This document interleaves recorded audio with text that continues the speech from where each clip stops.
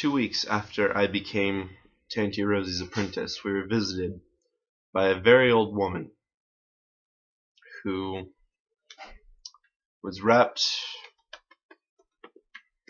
and contained, almost smothered, in a half-dozen skirts and shawls.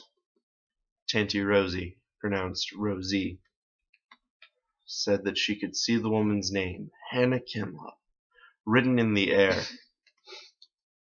She told the woman further that she belonged to the Order of the Eastern Star.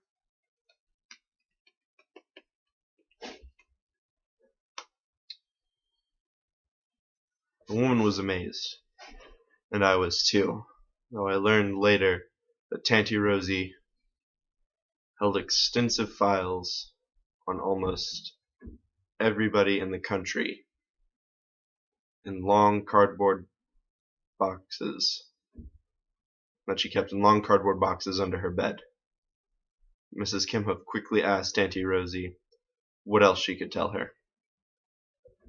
Tanty Rosie had a huge tank of water on a table in front of her, like an aquarium for fish, except there were no fish in it. There was nothing but water, and I never was able to see anything in it. Tanty Rosie, of course, could. While the woman waited, Tanty Rosie peered deep into the tank of water. Soon she said the water spoke to her and told her that, although the woman looked old, she was not. Mrs. Kemhuff said that this was true and wondered what else Tanty Rosie could tell her. Mrs. Kemhuff said this was true and wondered if Tanty Rosie knew the reason she looked so old. Tanty Rosie said she did not, and asked if she would mind telling us about it.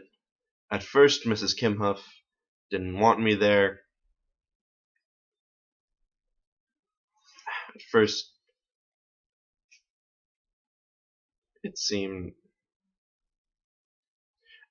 Mrs. Kemhuff seemed as though she didn't want me there, but Tanty Rosie told her I was trying to learn the root working trade, and Mrs. Kemhuff nodded that she understood and didn't mind. I scrooched down as small as I could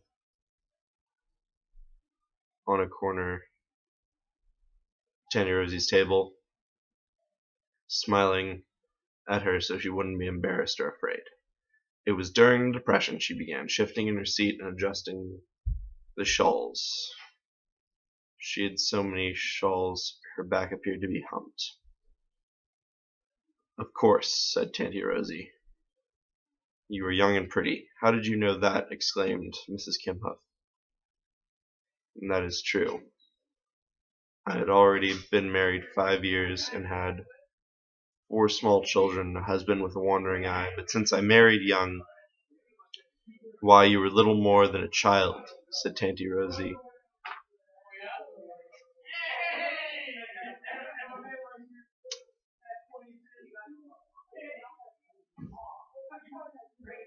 Why, you were little more than a child, said Tanty Rosie. Yes, said Mrs. Kemhuff. I were not quite 20 years old, and it was hard times everywhere, all across the country, and I suspect all over the world.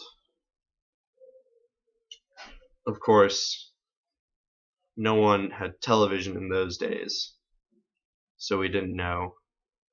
I don't even know if it was invented.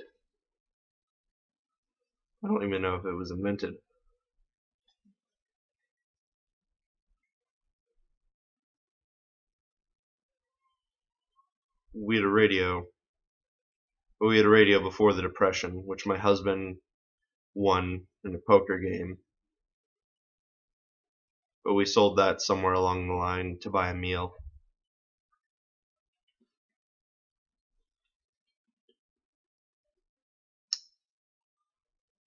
Anyways, we lived for as long as we could off of what I brought in as a cook in a sawmill.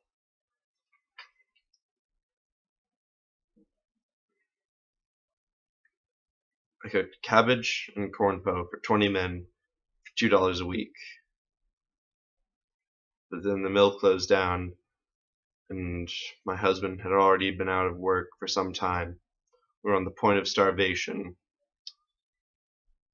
We was so hungry, and the children were getting so weak that after I had cropped off the last leaves of the colored stalk, I couldn't wait for new leaves to grow back.